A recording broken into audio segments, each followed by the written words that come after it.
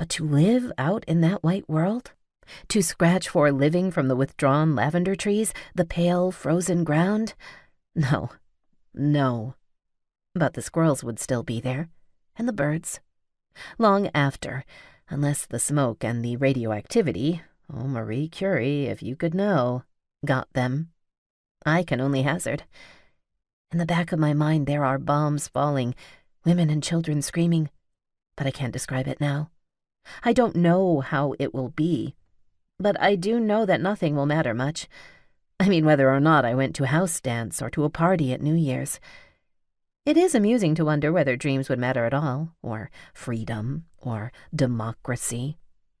I think not. I think there would only be the wondering what to eat and where to sleep and how to build out of the wreckage of life and mankind. Yet, while America dies like the great Roman Empire died, while the legions fail and the barbarians overrun our tender, steak-juicy, butter-creamy $1,000,000 stupendous land, somewhere there will be the people that never mattered much in our scheme of things anyway. In India, perhaps, or Africa, they will rise. It will be long before everyone is wiped out. People live in wartime. They always have. There was terror down through history, and the men who saw the Spanish Armada sail over the rim of the world, who saw the Black Death wipe out half of Europe, those men were frightened, terrified. But though they lived and died in fear, I am here. We have built again. And so I will belong to a dark age. And historians will say, we have few documents to show how the common people lived at this time. Records lead us to believe that a majority were killed, but there were glorious men.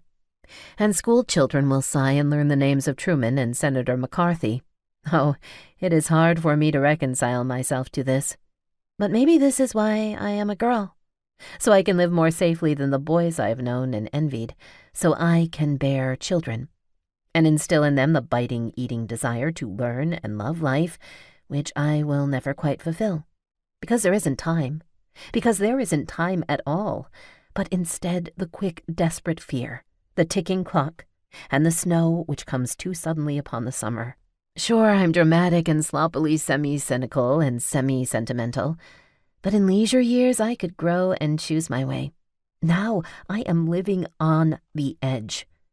We all are on the brink, and it takes a lot of nerve, a lot of energy to teeter on the edge, looking over, looking down into the windy blackness and not being quite able to make out, through the yellow stinking mist, just what lies below in the slime, in the oozing vomit-streaked slime.